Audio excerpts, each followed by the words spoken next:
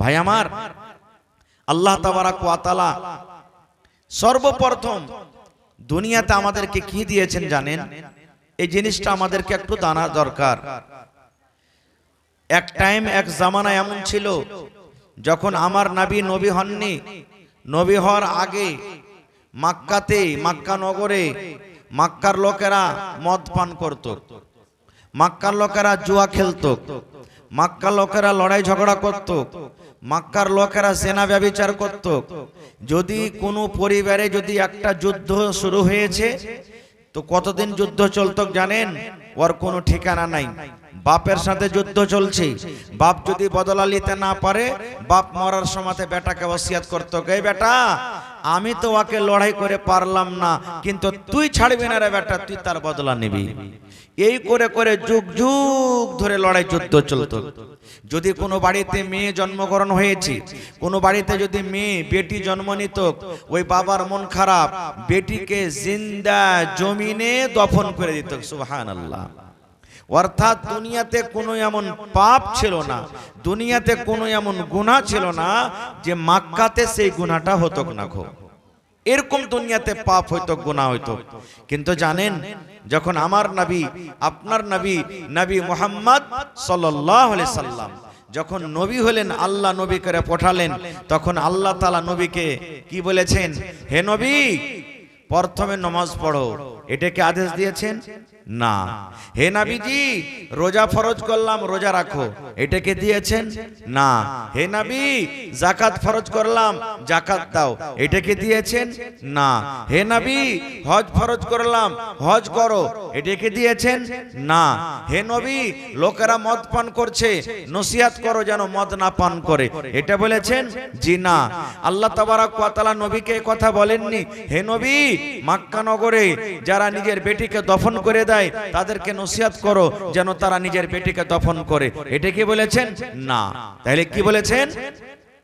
আল্লাহ তাবারাক ওয়া তাআলা সব থেকে আগে যেটা নবীর প্রতি ওহী করেছেন, মেসেজ দিয়েছেন, পেগাম দিয়েছেন, সেটা হলো কি? ইকরা, পড়ার কথা বলেছেন, পড়ার কথা দিয়েছেন, পড়ার ওহী করেছেন।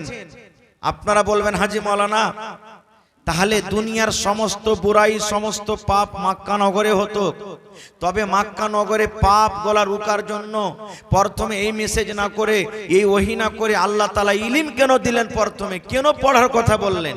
এখানে প্রশ্ন জাগছে একটা, কেন পড়ার কথা বললেন? বন্ধুরে, এই পড়াতে একটা এমনই ফজিলত, এমনই নিয়ামত লুকিয়ে আছে যেটা আমরা জানি না। হয়তো কি লুকিয়ে আছে? ইলম একটা এমন জিনিস, জ্ঞান একটা, শিক্ষা একটা এমন জিনিস, আমার আপনার ভিতরে যদি চলে আসে, সাথে সাথে যে আমার ভিতরে পাপ আছে আপনি আপ দূর হয়ে যাবে। এই জন্য আল্লাহ তাবারাক ওয়া তাআলা সর্বপ্রথম কি বলেছেন? যে তুমি পড়ো। এর প্রমাণ, এর কি কোনো প্রমাণ আছে, সবুত আছে যে মানুষের কাছে ইলম আসতে গেলে, জ্ঞান আসতে গেলে পাপ দূর হয়ে যাবে? জি আছে। যেমন একটা উদাহরণ দিই, আল্লাহ তাআলা কোরআনে বলছেন কি? وَإِذَا بُشِّرَ أَحَدُهُم بِالْأُنثَىٰ ظَلَّ وَجْهُهُ مُسْوَدًّا وَهُوَ كَظِيمٌ। সুবহানাল্লাহ। হাফিজ সাহেবের আয়াতটা জানে, এর আয়াতটা পড়েছে, মুখস্থ রয়েছে। আল্লাহ রাব্বুল আমিন কোরআনে বলেন কি? কোরআনে বলেন, ওই মক্কা নগরে, মক্কার জমিনে, মক্কার দেশে যখন কোনো বাড়িতে মেয়ে জন্মগ্রহণ হইতো, বেটি যখন জন্ম নিত, হায়রে আল্লাহ, ওই বেটির বাপের মুখখানা কালো হয়ে যেত। ওই বেটির বাবা রাতের বেলাতে কিন্তু ঘুমাইতে পারত না। ওই বেটির বাবা রাতের বেলাতে আফসোস করে বলতো, রব্বুল আলামিন, কেন তুমি আমাকে বেটি দিয়েছো? আল্লাহ, আমার বাড়িতে কেন বেটা জন্ম নিল না? আল্লাহ, তুমি কেন বেটি দিয়েছো? আল্লাহ জি, আমার বাড়িতে বেটি এসেছে বলে আমি গ্রামে হাঁটতে পারি না, লোকজনের সামনে আমি মুখ দেখাতে পারি না। এই রব্বুল আলামিন, লোকেরা আমাকে তানা দিয়ে দিয়ে কথা বলে, দেখো রে বেটির বাপ হেঁটে চলে যায়, এই দেখো মেয়ের বাবা হেঁটে চলে যায়। ওরে সুবহানাল্লাহ, এই লজ্জার কারণে বাবার মুখখানা কিন্তু কালো হয়ে যেত, আল্লাহ আমার বেটি যখন বড় হবে আমাকে বিয়ে দিতে হবে, আমাকে শ্বশুর বলে কে ডাকবে, আমি জামাই বলে কাকে ডাকবো, এই ভাবা চিন্তা করে করে রাত দিন কিন্তু কাটিয়ে দিত। ইমাম বাগাবী রাহমাতুল্লাহ আলাইহি বলেন কতদিন সে কাটাতো, 5 বছর 6 বছর 7 বছর। যখন বেটির বয়স হয়ে যেত, হায়রে আল্লাহ, বাপ একটা কোদালি নিয়ে জঙ্গলের ভিতরে চলে যেত, বাপ একটা কোদালি নিয়ে মাঠে ময়দানে চলে যেত, আর ওই বেটিকে দফন করব বলে সুন্দর করে বেটির জন্য একটা কবর করে বাড়িতে চলে আসতো। বেটি বোঝ মনে করত, বেটিকে একবারই খুব বোঝ মনে করত তারা, যে আল্লাহ কেন তুমি বেটি দিয়েছো। বাপ একটা কোদালি নিয়ে জঙ্গলে চলে যেত, কহ কি জানাইতো না, না বিবি জানতে পারতো না বাড়ির কোনো লোক জানতে পারতো। এবার জঙ্গলের ভিতরে একটা কবর করত, আর কবর করে বাড়িতে চলে আসতো। বাড়িতে আসা পর তখন বিবিকে বলতো, কি জানেন, ওই বেটির বাপ বিবিকে বলতো, হালেমার মা, জায়েদার মা, এ জামিলার মা, এ খালেদার মা, তুমি আমার জামিলাকে সুন্দর করে সাজাইয়া দাও, তুমি আমার খালেদাকে সুন্দর করে সাজাইয়া দাও। আমার খালেদা আরবের বাজার জীবনে দেখেনি, আমার খালেদা আরবের মেলা কোনোদিন দেখেনি, আমার খালেদা জীবনে বাজার ঘুরতে যায়নি। এই বাজারটা কেমন হয়, মেলা কেমন হয়, আমার খালেদাকে জামিলাকে তুমি নতুন সাজে সাজাইয়া দাও, আমি তাকে মেলা ঘোরার জন্য তাকে মেলাতে নিয়ে যাব। কিন্তু বাপ জানতো যে আমি কেন এই কথাটা বলছি, মা জানতো না যে কোন মেলা আমার বেটিকে নিয়ে যাবে। মা খুশি হয়ে গেল, আমার বেটির ওপরে মনে হয় তার আব্বার দয়া ময়া হয়ে গেছে, আর তাকে জমিনে পুঁতবে না, জমিনে দফন করবে না, তাকে আর মারবে না, তারপরে ময়া দয়া হয়েছে। মা তো জানে না যে কোন মেলাতে নিয়ে যাবে। মা সুন্দর করে ওই কলেজার টুকরা আদরের মেয়েকে গোসল দিয়ে, চোখে কাজল দিয়ে, সুরমা দিয়ে, নতুন জামা কাপড় দিয়ে আব্বার হাতে খুশি খুশি তুলে দিতেন। আব্বা হাতখান ধরে এবার মেলা দেখার বাহানাতে হাঁটতে শুরু করতেন। কোথায় যেতেন? ইমাম বাগাবী রাহমাতুল্লাহ আলাইহি বলেন, ওই বাপ নিজের বেটির হাত খানটাকে ধরে টানতে টানতে টানতে টানতে টানতে মেলা দেখার বাহানাতে ওই জঙ্গলের ভিতরে নিয়ে চলে যেতেন, যেখানে গর্ত করে এসেছিল। ওরে সুবহানাল্লাহ। এবারে হাঁটতে হাঁটতে জঙ্গলের ভিতরে যখন চলে যেত, এবারে কলেজার টুকরা বেটে বলতো, কাব্বা গো, তুমি কোথায় জঙ্গলের ভিতরে নিয়ে যাচ্ছ? এইখানে কোনো মেলা নাই, এখানে কোনো বাড়ি নাই, এখানে কোনো ঘর নয়, আপনি কোথায় আমাকে নিয়ে যাবেন? আব্বা জান বলতো, বেটি রে, এই মাঠটার পর, এই জমিনটার পর, এই জঙ্গলের পর মাঠ কেরাছে মা, এই জঙ্গলের পর বাজার আছে, ওই বাজারের ভেতরে তোমাকে আমি নিয়ে যাব। মাসুম বাচ্চি বলতো, হইতে পারে হয়তো এই মেলা আছে মনে হয় বলে আমার আব্বাজান আমাকে ডাকছে। হাঁটতে হাঁটতে হাঁটতে যেখানে গর্ত করে এসেছে বেটিকে দফন করব বলে, ওই গর্ত পর্যন্ত যখন পৌঁছিত, তখন বাপ বলতো, বেটি রে, একটু তুই মাথাখানটাকে বাড়িয়ে দেখতো, খালটা কত বড় আছে। এ বেটি, একটু তুই চোখটা বাড়িয়ে দেখতো, গর্তটা কত বড় আছে। বেটি তো জানে না যে আমার আব্বা কেন আমাকে গর্ত দেখতে বলছে। এরকম ভাবে যেমনি মাথা বাড়িয়ে খালটা দেখতে যাবে, বাপ বেটির পিঠে এরকম ভাবে হাত দিয়ে এমন জোর করে একটা ধাক্কা দিয়েছে, যে ধাক্কা দেওয়ার সাথে সাথে বেটি কিন্তু খালে পড়ে গেল, গর্ততে পড়ে গেল। যেমনই গর্ততে পড়ে যাওয়া, বেটির চোখ দিয়ে পানি ঝরতে শুরু হয়েছে। এবার বেটি তখন বলছে, আব্বা, তুমি কেন আমাকে ধাক্কা দিলে, কেন গর্ততে ফেলে দিলে? আব্বা বলতো, বেটিরা, যেদিন থেকে তুই আমার বাড়িতে জন্ম নিয়েছিস, যেদিন থেকে তুই আমার বাড়িতে এসেছিস, কোনদিন রাতের বেলাতে আমি ঘুমাইতে পারিনি রে মা। আমার মুখখানা দেখো শুকিয়ে গেছে, চেহারাখানটা আমার কালো হয়েছি। আমি যখন রাস্তা দিয়ে হাঁটি, লোকেরা আমাকে তানা দিয়ে দিয়ে ঘোঁচা দিয়ে দিয়ে কথা বলে। এই জন্য রে মা, তোমাকে আজকে আমি এই গর্ততে দফন করে বাড়িতে চলে যাব। জীবনের মতো তুমি আমাকে আব্বা আব্বা আব্বা আব্বা বলে ডেকে নাও, কারণ আজকের পর তুমি আমাকে আর আব্বা বলতে পাবে না। জীবনের মতো মাকে মা মা মা বলে ডেকে নাও, কারণ আজকের পর তোমার মাকে আর মা মা মা বলে তুমি ডাকতে পাবে না। ওরে সুবহানাল্লাহ, যেমনই কথাটা শোনা এবার খালে পড়ে পড়ে দুই চোখ দিয়ে ঝরঝর ঝরঝর করে বেটির পানি ঝরছে।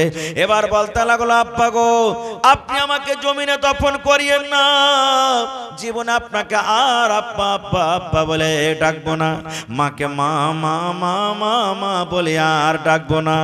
যেই দিকে আমার দু চোখ যাবে আমি বাড়ি ছেড়ে দেশ ছেড়ে গ্রাম ছেড়ে আমি চলে যাব, কিন্তু দয়া করে আপনি আমাকে গর্ত থেকে উঠাই এলেন। ওরে সুবহানাল্লাহ।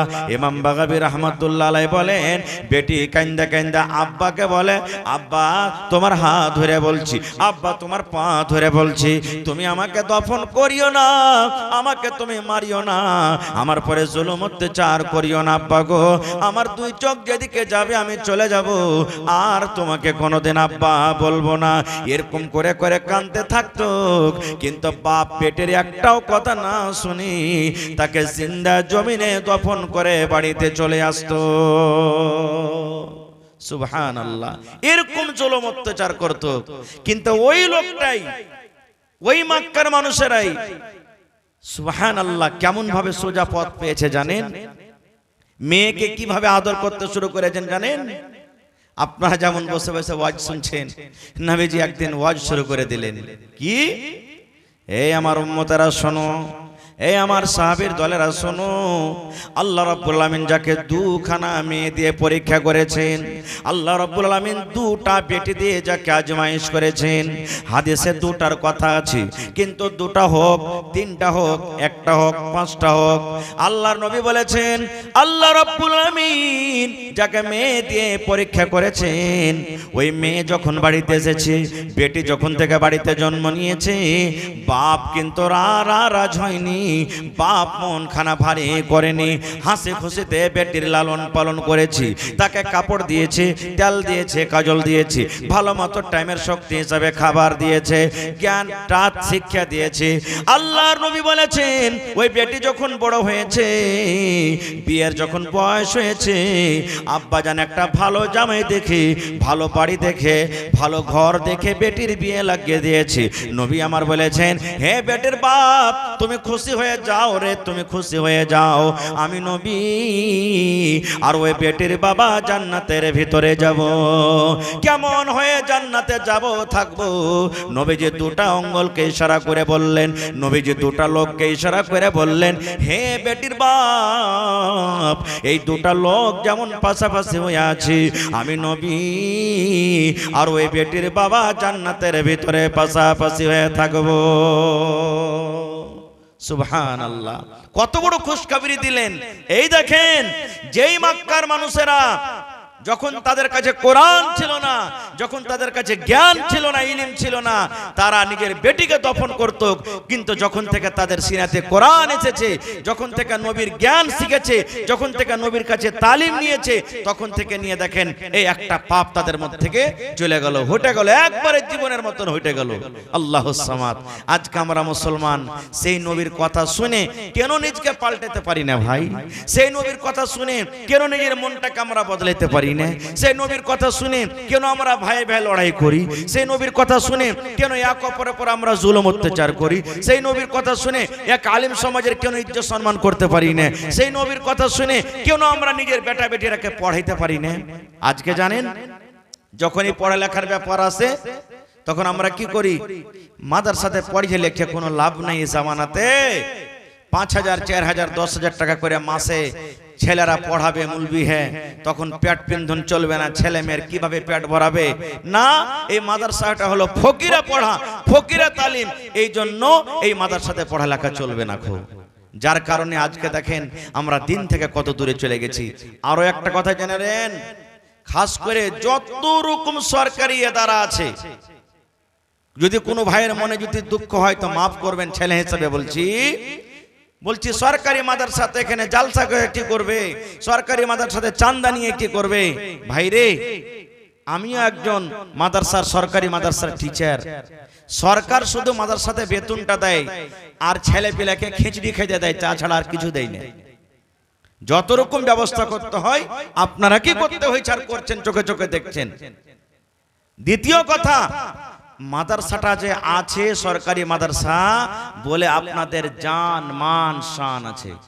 বলবেন কেমন করে? যেমন সাহেব জি, এই যে দেখেন আজ থেকে 1 বছর 1.5 বছর 2 বছর 3 বছর আগে থেকে মোটামুটি 2000 2500 মৌলভী সাহেবের চাকরি হয়েছে।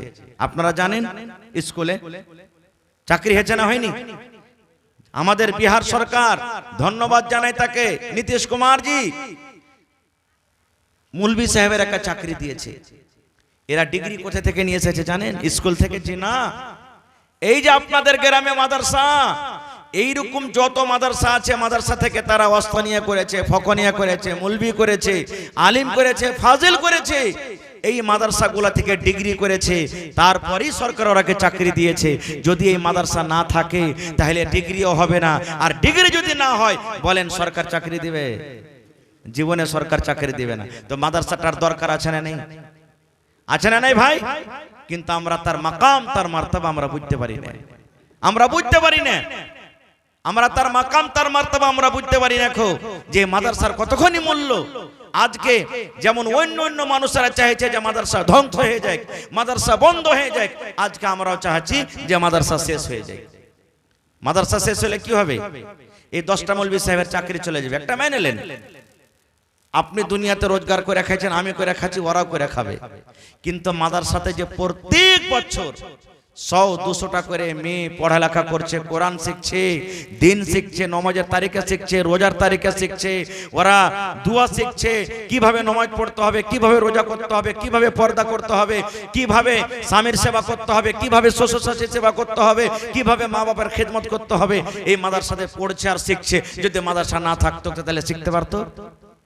আজকে যদি আপনার এই মাদ্রাসা না থাকতো, এই প্রোগ্রাম আজকে হতো? এই 4 জন হাফিজ কোরআন আপনাদের সামনে বসে থাকতো? জোরে বলেন থাকতো? জীবনে কোনোদিন থাকতো না। ভাই মুসলমান, আজকে আমরা করছি কি? মেলাই জায়গাতে দেখছি বেটিরাকে মানুষ পড়াইবে না, শুধু বেটারাকে পড়িয়ে দিবে আর বেটিরাকে পড়াইবে না। কেন পড়াবে না? বেটি ছেলেকে পড়িয়ে লিখছে কি করবে যে মৌলভী সাহেব, ই তো বিয়ে হ্যাঁ শ্বশুর বাড়িতে চলবে, লোকের ছাই তুলবে, ঘুঁটা তুলবে, বাড়িতে নুন্দা গড়াইবে, ভাত রান্না করবে, তরকারি রান্না করবে, এরাকে ফের পড়িয়ে লিখছে কি করব? ভাইরে, এটা ভুল। নবীর জামানাতে আল্লাহুস সামাদ মহিলারা কত পড়ালেখা ছিলেন জানেন? কত পড়ালেখা ছিলেন। একটা মাত্র আপনাদের সামনে হাদিস আমি রাখছি, তাহলে বুঝতে পারবেন যে আল্লাহ রাসূলের জামানাতে মহিলারা কত পড়ালেখা ছিল। কত জানেন? আল্লাহ রাসূল সাল্লাল্লাহু আলাইহি ওয়াসাল্লামের জামানাতে একজন সাহাবী ছিলেন, যে সাহাবীটার নাম হলো সাফওয়ান বিন মুআত্তাল রাদিয়াল্লাহু তাআলা আনহু। সাহাবীটার নাম কি? সাফওয়ান। সাহাবীটার নাম কি? সাফওয়ান, আর বাপের নাম হলো কি? মুআত্তাল রাদিয়াল্লাহু তাআলা আনহু। এবারে ওই সাফওয়ানের বিবি নবীর দরবারে কেস করতে গেছেন, শিকায়েত নিয়ে গেছেন, ওর বিবি কেস নিয়ে গেছেন। আজকে আমাদের সমাজে ইলম না থাকার কারণে আমরাও নিজের স্বামীর উপরে কেস করছি, স্বামী নিজের বিবির উপরে কেস করছে। কিন্তু কেস কি জানেন? যদি আপনি কোর্টে চলে যান, থানাতে আপনি চলে যান, 100টা যদি কেস থাকে, যারা এখানে বয়স্কপ্রাপ্ত বাপটিরা আছেন, একটু নেতা টাইপের মানুষ আছে, তারা জানছে যে দেখবেন কোর্টে যে মুখ্যজিকে জিজ্ঞাসা করেন, সমিতি সরপঞ্চকে জিজ্ঞাসা করেন, মন্ডলজিকে জিজ্ঞাসা করেন, যারা জ্ঞানী হুঁশিয়ার মানুষ তাদেরকে জিজ্ঞাসা করেন। 100টার মধ্যে 90টা কেস হলো মুসলমান শেরশাবাদী, আর 90টা কেসের মধ্যে 80টা হলো কি শুধু বেটা বেটির কেস। আমার বেটিকে মারছে, আমার বেটিকে কাটছে, আমার বহুকে জ্বালাইছে, আমার জামাইকে এরকম করছে, আমার বেটার সাথে এরকম করছে, এগুলোই শুধু কেস। আর এই কেসটা হওয়ার কারণ কি জানেন? শুধু তালিমের কমি, ইলমের কমির কারণে এগুলা হচ্ছে। আল্লাহর নবীর জামানাতে সাফওয়ান রাদিয়াল্লাহু তাআলা আনহুর স্ত্রী নিজের পুরুষের উপরে, স্বামীর উপরে কেস করতে চলে গেছেন, শিকায়েত নিয়ে চলে গেছেন। কারণ নবীর জামানাতে ওইটাই আদালত, ওইটাই থানা, ওইটাই সবকিছু। নবীর দরবারে কেস করতে চলে গেছেন। এই মায়েরা, খালারা, কেসটা কিসের জানেন? স্বামী খাইতে দেয় না এই জন্য নয়, স্বামী চুরি দেয় না এই জন্য নয়, স্বামী আমাকে মারছে এই জন্য নয়, স্বামী আমাকে ভালোবাসে না এই জন্য নয়, স্বামী আমাকে গাইল দিচ্ছে এই জন্য নয়। কেসটা কিসের? আহা, সেই স্ত্রী সেই মহিলা সুন্দরভাবে একবারে পর্দাশীলা হয়ে নিজের স্বামীর ব্যাপারে কেস করতে চলে গেছেন নবীর দরবারে।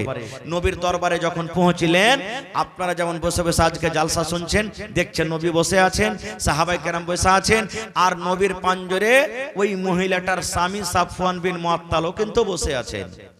আপনারা বলেন, দু পার্টিতে যদি লড়াই ঝগড়া হয় তো একই সাথে থানাতে কেস যাবে, কেস করতে যাবে না আলাদা আলাদা টাইমে যাবে? জোরে বলেন, আলাদা আলাদা টাইমে যাবে না?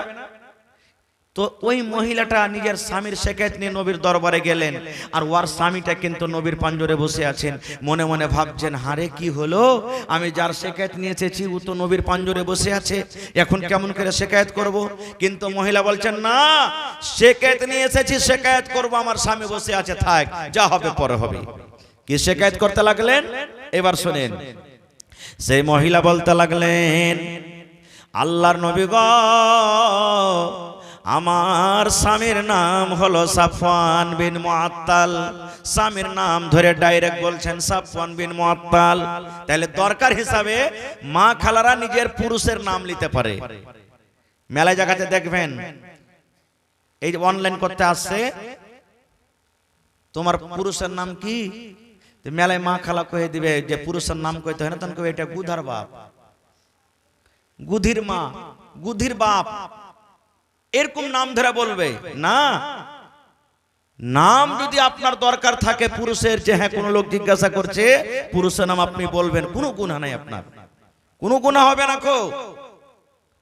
তো সেই মহিলা বলতে লাগলেন, আল্লাহর নবী গো, আমার স্বামীর ব্যাপারে তিনখানা শিকায়ত নিয়েছে যে গো নবীজি, তিনখানা আমি কেস নিয়ে এসেছি। এক নম্বর শিকায়ত হলো, এই যে আপনার পাঞ্জরে বসে আছেন আমার স্বামী সাফওয়ান বিন মুআত্তাল, আমি যখন নামাজ পড়ি, নামাজের হালাতে আমাকে মারে আর বলে, বিবিরে নামাজ ছেড়ে দে। হয়তো আমি রুকুতে আছি, কিংবা আমি হয়তো নামাজে দাঁড় হয়ে আছি, কিংবা আমি হয়তো সিজদাতে চলে গেছি, কিংবা আমি হয়তো আমি তাশাহুদে বসে আছি, আমার স্বামী আমাকে নামাজের হালাতে ফাইট মারে, কিল মারে, আমাকে চড় মারে আর বলে, বিবি রে নামাজ ছেড়ে দে রে বিবি, নামাজ তোকে পড়তে হবে না। নামাজের হালাতে আমার স্বামী মারে আর বলে, বিবি রে নামাজ ছেড়ে দে। এই দেখেন, বলছে নবীজি আমি নামাজ পড়ি, তখন আমার স্বামী নামাজের হালাতে আমাকে মারে আর বলে নামাজ ছেড়ে দে। দুই নম্বরে বলছে নবীজি, রোজা যখন আমি রাখি, আমি যখন দিনের বেলাতে রোজা রাখি, আমার স্বামী হয়তো আমার মুখে পানি দিয়ে রোজা ভেঙে দেয়, কিংবা খাজর দিয়ে রোজা ভেঙে দেয়, কিংবা আমার মুখে ছাতু দিয়ে রোজা ভেঙে দেয়। আর যদি আমি রোজা না ভাঙি, আমার হাত কান ধরে হয়তো আমাকে বিছানে নিয়ে চলে যায়, আর যাওয়ার পর আমার রোজাটাকে ভেঙে দেয়। কয়টা হলো? কয়টা হলো ভাই?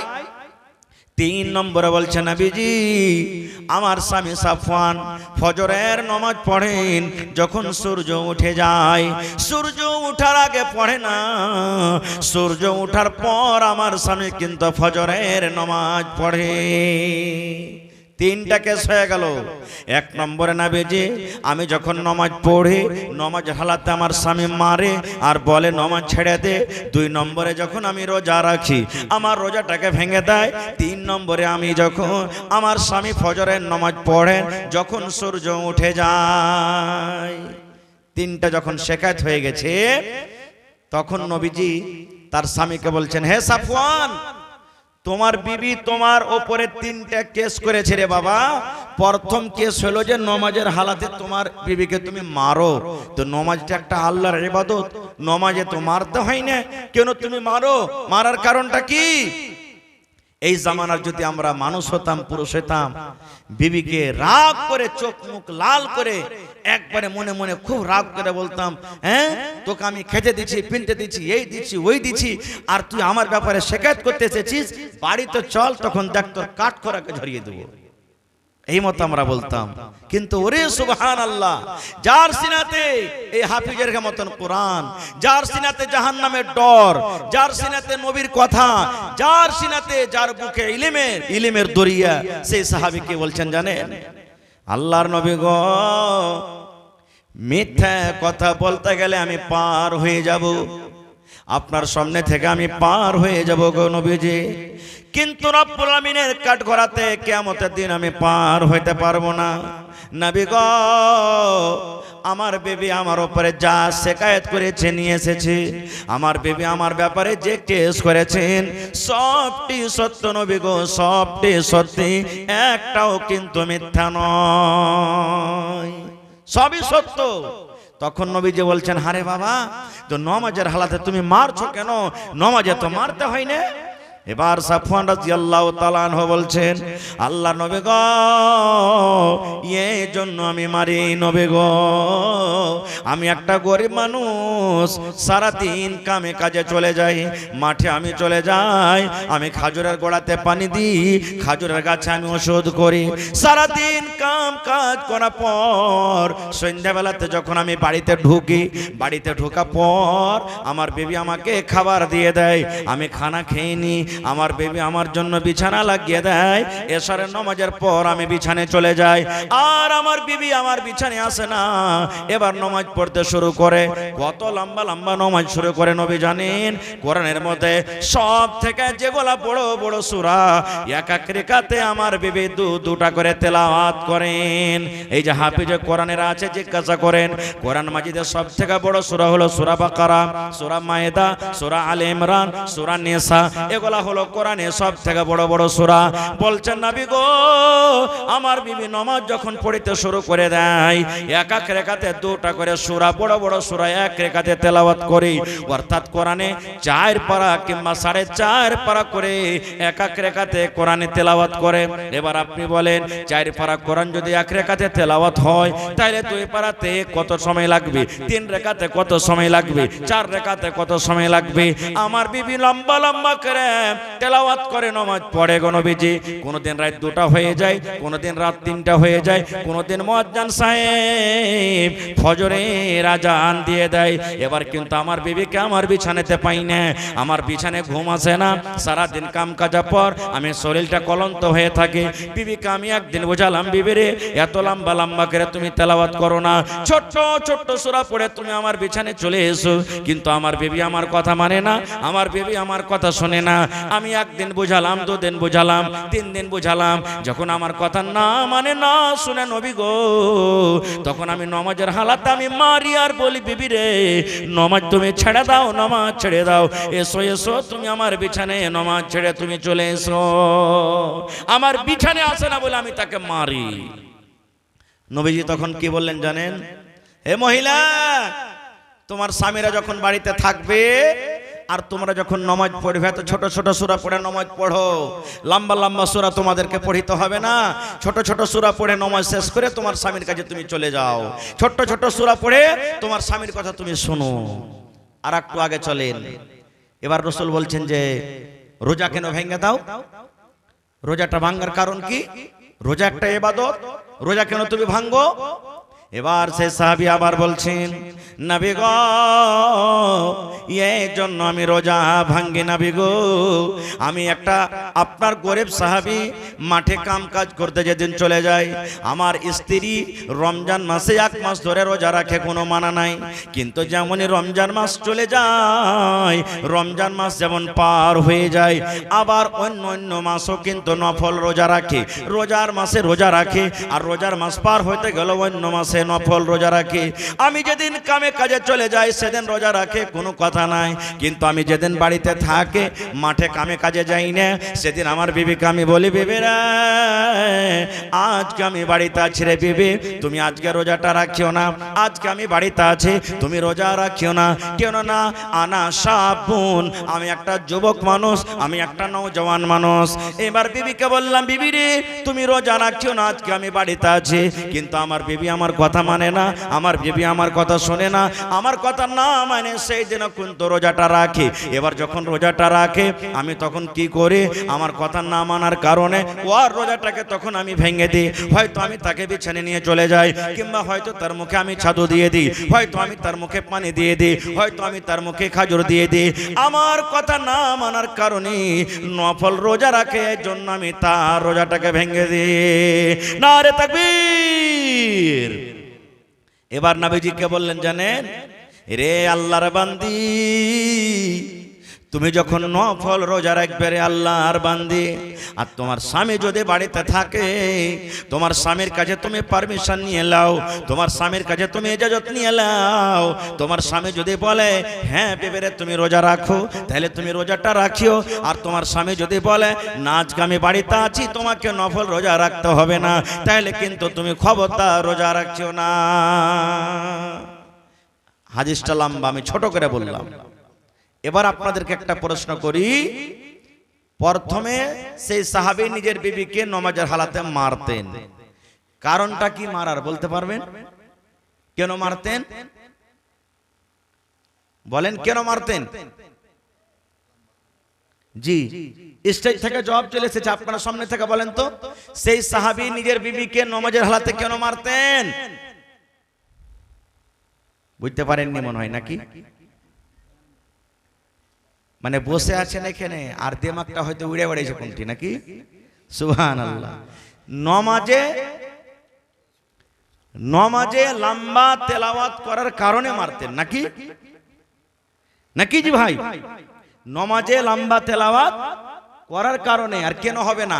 এক রেখাতে যদি 4 পারা করে কোরআন পড়ে, আজ আমরা তারাবির নামাজ যদি পড়ি আর ইমাম সাহেব হাফিজ সাহেব যদি একটু খালি লম্বা করে দেয়, নামাজের পরই একবারে 10 জন কমসে কম গেল, ওরে মুলবির গে তো কোনো কাম কাজ নাই, তো একবারে ধরছে তো মনে লম্বা চালিয়ে চলিয়েছে। এই কথাটা আমরা বলবো। তো এবার আপনি বলেন, যে মহিলাটা যদি এক রেখাতে 4 পারা 4.5 পারা করে কোরআন পড়ে, তাহলে তার কত কোরআন মুখস্থি আছে ভাবে দেখেছেন? কত কোরআন মুখস্থি আছে? আর আমার আপনার বাড়িতে আমার মা বেটি বহিন যারা আছে, কয়টা মা খালা কোরআন মুখস্থি করেছে?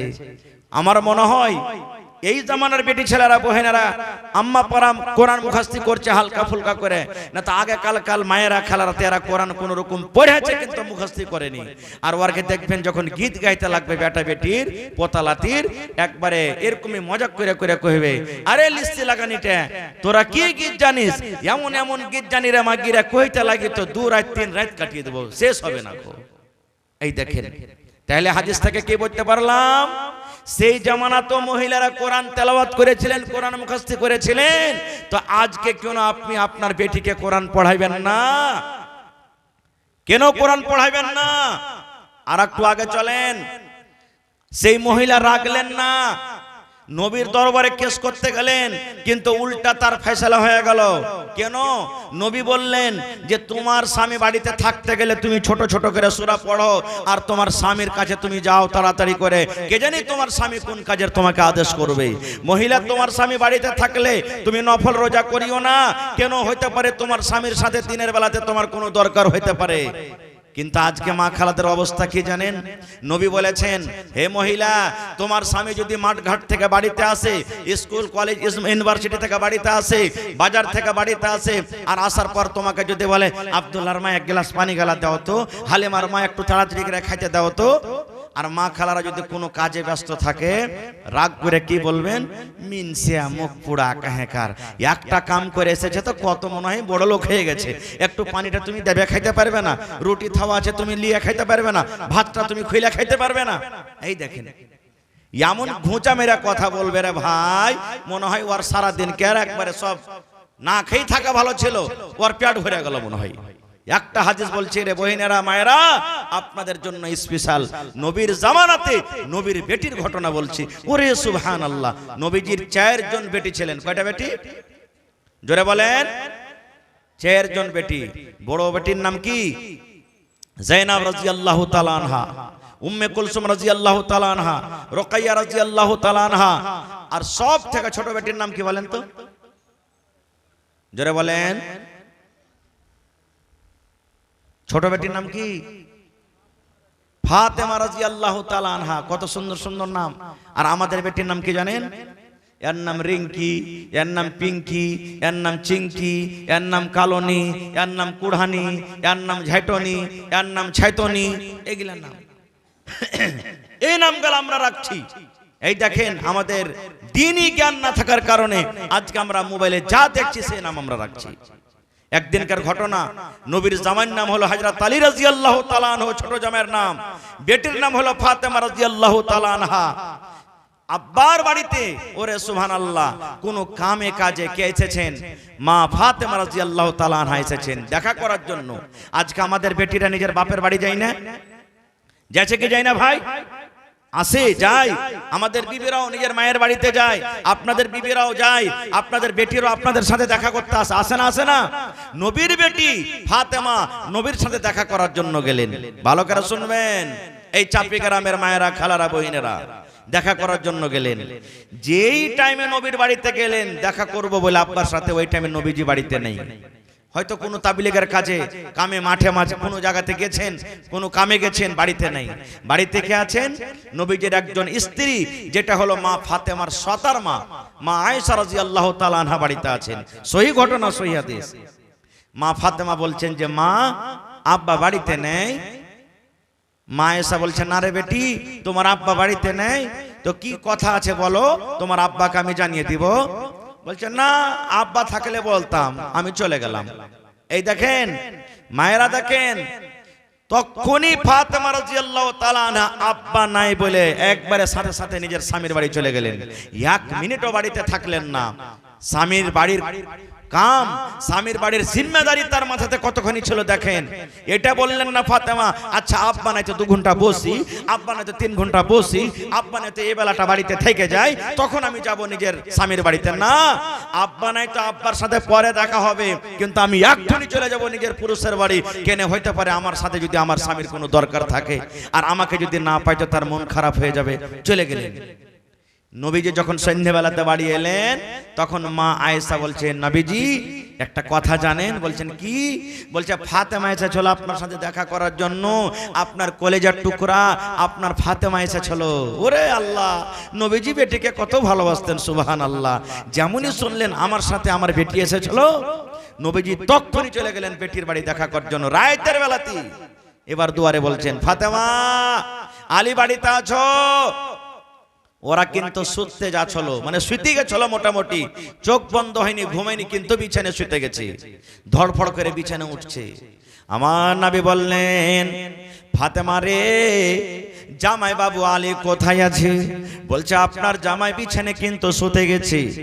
নবী আমার বললেন, এ ফাতেমা, আলী তোমরা যেমন ভাবে শুতে আছো তোমরা থাকো, তোমরা দুজনই বিছানে শুতে থাকো, আমি তোমাদের কাছে আমি চলে আসছি, ঘরে আসছি। এবার নবীজি আমার ঘরে চলে গেলেন। ওরে সুবহানাল্লাহ, মা ফাতেমা বলেন, আমরা 4 পাই অর্থাৎ খাটে আমরা শুতে আছি। এক সাইডে আমি ফাতেমা শুতে আছি, এক সাইডে আমার আলী আমার স্বামী শুতে আছে। আমাদের দুজনের মধ্যখানে আমার আব্বা জান কিন্তু বসে গেলেন। আমি একদিকে ফাতেমা, একদিকে আলী, আমাদের দুজনের মধ্যখানে নবী বসে গেলেন। ভালো করে শুনবেন হাদিসটা, খুব সুন্দর হাদিস। এবার নবী বললেন, বেটি রে, আমার সাথে তুমি দেখা করার জন্য গেছিলে আম্মা, আমি শুনলাম তুমি আমার সাথে দেখা করার জন্য গেছিলে। কি তোমার কাজ ছিল রে মা?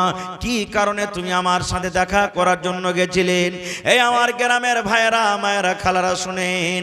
যখন নবীজি বললেন, বেটি রে, কি কারণে তুমি গেছিলে রে মা? কি কারণে তুমি দেখার জন্য গেছিলে? এইবারে ফাতেমা নিজের হাত খানটাকে এরকম ভাবে দেখিয়ে দিলেন, আব্বাকে নিজের হাত খানটা দেখালেন। আব্বা গো, আমার হাতের দিকে দেখেন গো আব্বা জান, এই যে আপনি আমার হাতের দিকে দেখেন। কেন হাত খানটা দেখালেন? নবী আমার হাত খান যেমন দেখলেন, ওরে আল্লাহ, আমার নবীর কলেজার টুকরা হলেন ফাতেমা। নবী বলেছেন, আমার ফাতেমাকে যে কষ্ট দেয় নবী আমাকে কষ্ট দিল, আমার ফাতেমাকে যে ভালোবাসে নবী যেন সে আমাকে ভালোবাসলো।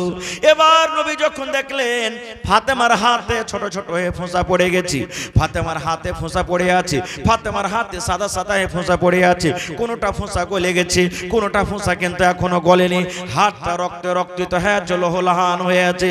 নবী আমার বললেন, ফাতেমা কি বেটি রে তুই আমাকে দেখালি, তোর হাতে কেন ফোঁসা পড়ে আছে আম্মা, তোর হাতে কি কারণে ফোঁসা পড়ে আছে? এই আমার গ্রামের মায়েরা খালারা শুনেন।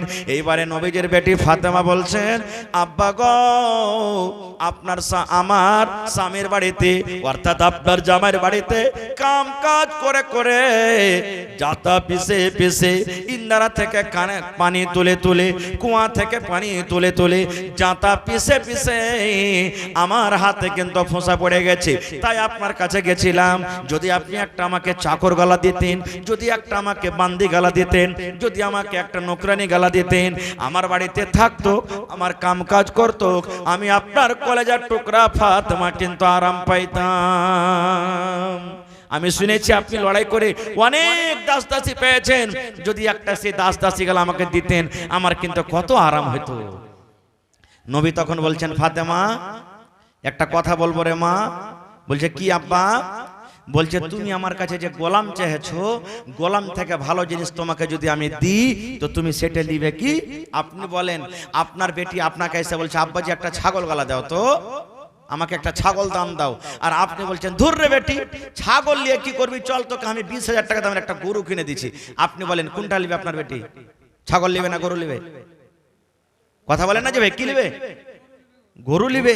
তো নবী বলছেন যে তুমি আমার কাছে গোলাম চাইতে এসছো, তো গোলাম থেকে যদি ভালো জিনিস দিতে তুমি কোনটা নিবে?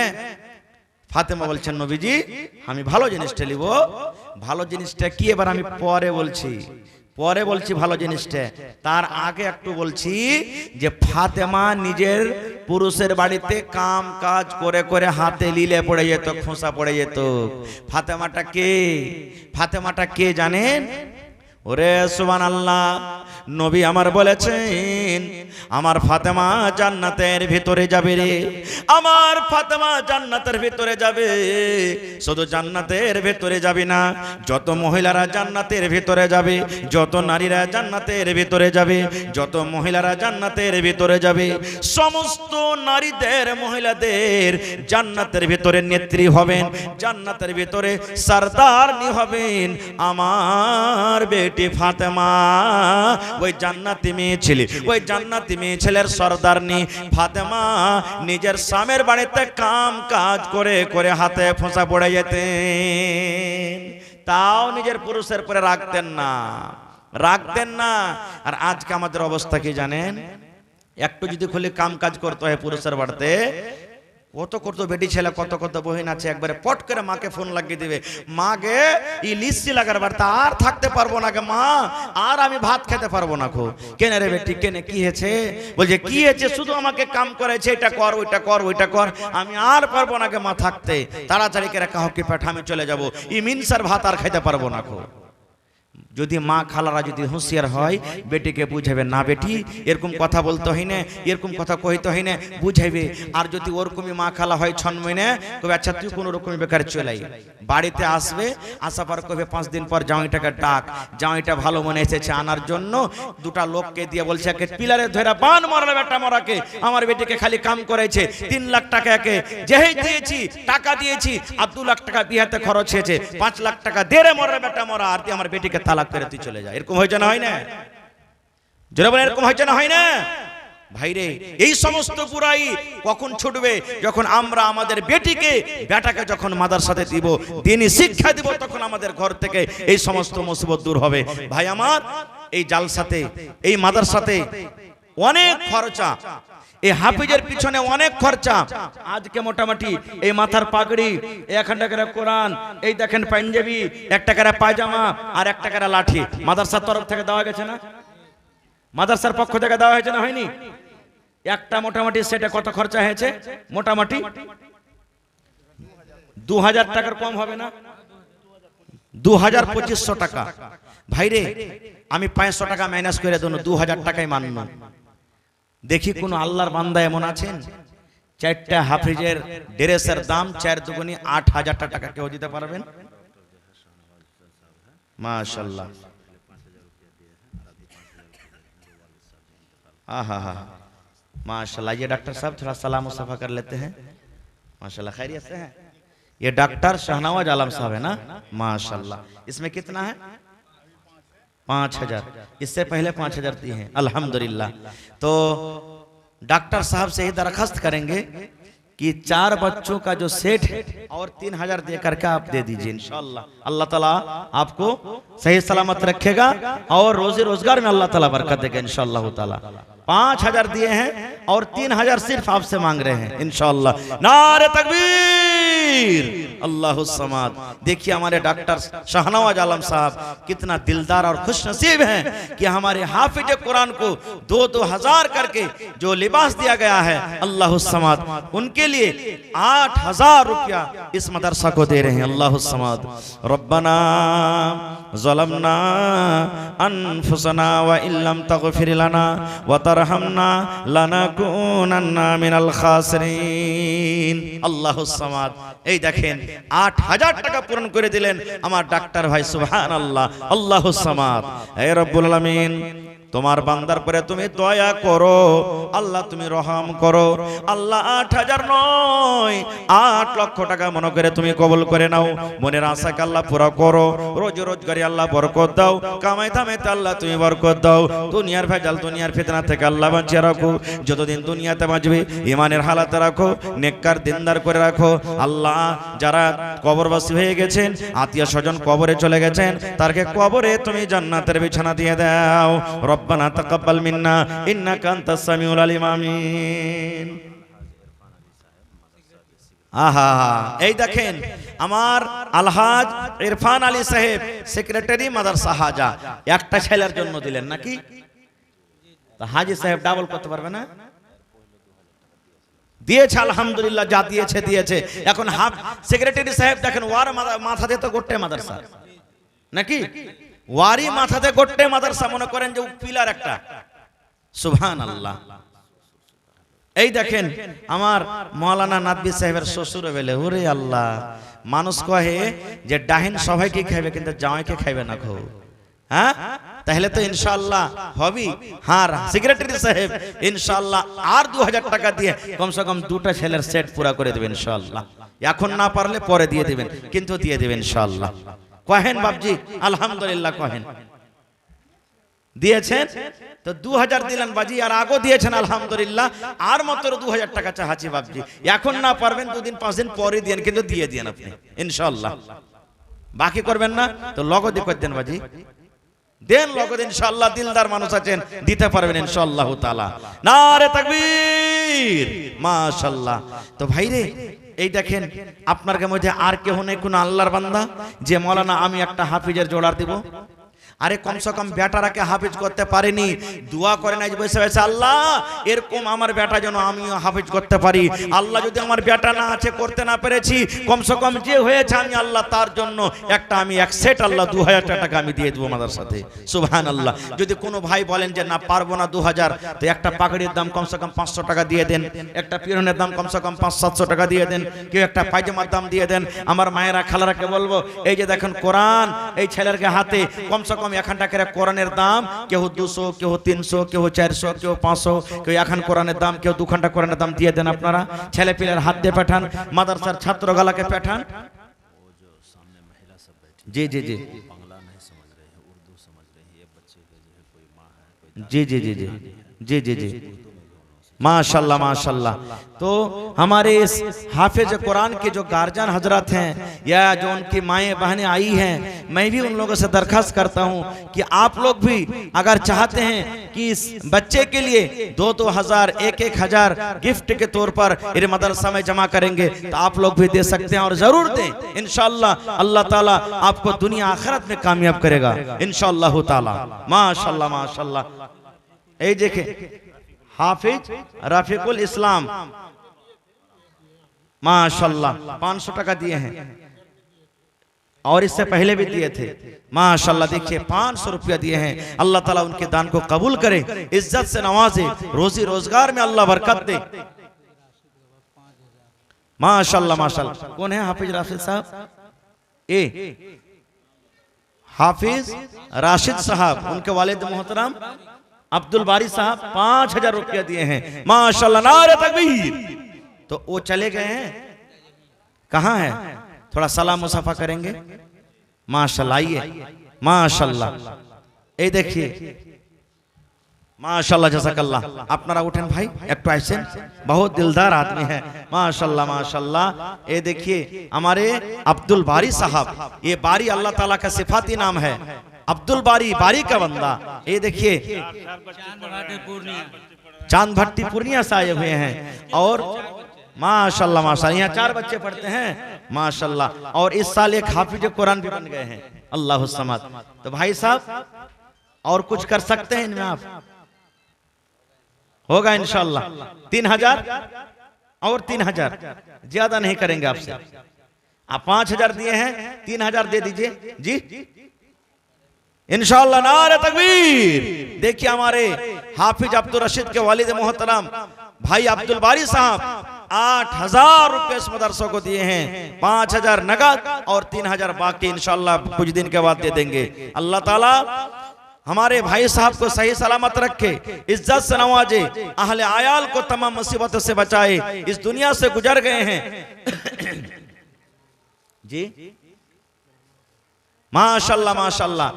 हाफिज मोहम्मद गुलफाम के वालिदा साहिबा 500 रुपया दिए हैं माशाल्लाह।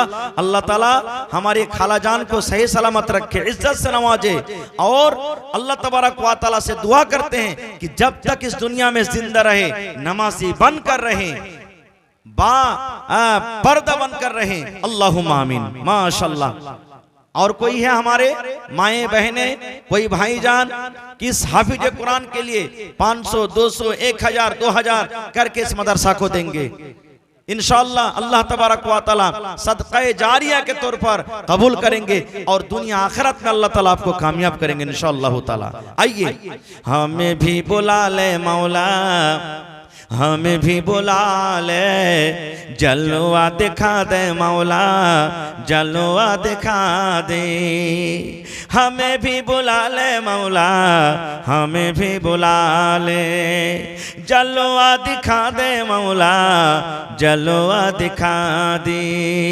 हमें भी बुला ले मौला, हमें भी बुला ले, जलवा दिखा दे मौला, जलवा दिखा दे। मस्जिद भी तेरी, मदरसा भी तेरा, तामीर करा दे मौला, तामीर करा दे, तामीर करा दे मौला, तामीर करा दे। अल्लाहुम्मा आमीन। मस्जिद भी तेरी, मदरसा भी तेरा, तामीर करा दे मौला, तामीर करा दे, तामीर करा दे मौला, तामीर करा दे। मस्जिद भी तेरी, मदरसा भी तेरा, तामीर करा दे मौला, तामीर करा दे। हमें भी बुला ले मौला माशाल्लाह माशाल्लाह। हाफिज गुलफाम अबू ताहिर, हमारे भाई अबू ताहिर साहब ने 200 रुपया दिए हैं माशाल्लाह। जज़ाकल्लाह हयाकल्लाह बारकल्लाह। और कोई हमारे भाई साहब जो 200 500 1000, अगर पैसा नहीं है मोबाइल में है तो ऑनलाइन भी दे सकते हैं आप, और मकई है तो मकई भी लिखा सकते हैं, धान भी दे सकते हैं। हमारे माए बहने अगर पैसा नहीं है तो अंगूठी हार जेवरात में भी आप लोग दे सकती हैं जी। हाफिज मोहम्मद मुदस्सिर इब्न मुंतजिर आलम 2100 रुपया दिए हैं, चांद भट्टी से 2100 रुपया दिए हैं माशाल्लाह। जज़ाकल्लाह हयाकल्लाह बारकल्लाह। अल्लाहुम्मा सल्ली अलैहि अल्लाहुम्मा बारिक अलैहि। अल्लाह ताला उनके दान को कबूल करे, इज्जत से नवाजे, रोजी रोजगार में अल्लाह ताला बरकत दे माशाल्लाह। जज़ाकल्लाह। बड़े आपको हैं माशाल्लाह माशाल्लाह। देखिए खुशनसीब है वो माएँ, खुशनसीब है वो वालिद मोहतरम जिनका बेटा आज हाफिज कुरान हुए हैं। अल्लाहु सम्मद। नबी ने फरमाया अल्लाह तबारक व तआला क़यामत के दिन इन हाफिजों से फरमाएगा, ऐ हाफिज कुरान, जिस तरह तुम लोगों ने दुनिया में पढ़ा था, आज एक एक आयत पढ़ते जाओ और एक एक सीढ़ी ऊपर में चढ़ते जाओ। तुम्हारी जगह, तुम्हारी मंजिल वही होगी जहां तुम कुरान का आखिरी आयत पढ़कर खत्म करोगे। अल्लाहु सम्मद। ये मामूली बात नहीं है। अल्लाहु सम्मद। एक एक हर्फ में 10-10 नेकी मिलेगी, एक एक हर्फ में 10-10 नेकी मिलेगी। अल्लाह ताला हमारे उन माओं को वो नेकी से नवाजेंगे जिन्होंने बेटी की तरह इनको पाला पोसा, तीनों टाइम खाना दिया। अल्लाह समाद, इंशाअल्लाह अल्लाह तबारक व तआला क़यामत के दिन उनको भी भरपूर बदला देंगे इंशाअल्लाह ताला। माशाअल्लाह। तो हमारे एक खालूजान 500 रुपया दिए हैं, अल्लाह ताला उनके दान को कबूल करे, इज्जत से नवाजे, रोजी रोजगार में अल्लाह ताला बरकत दे, अल्लाहुम्मा आमीन। আর কেহ নেই আপনার ঘে মধ্যে দেওয়ার মতন? রাইত হয়ে গেছে মেলাই ভাই। দেখেন কোতেলাল ইনসান ও মা আকফারা, আল্লাহ কোরআনে বলছেন আল্লাহ কি মার ইনসান পার कैसा না শুকরা হয়। ম্যাগ হলো আল্লাহর কোন মাসলাহাত এতে লুকিয়ে আছে যেটা আমরা বুঝতে পারি না। মেলায় মানুষ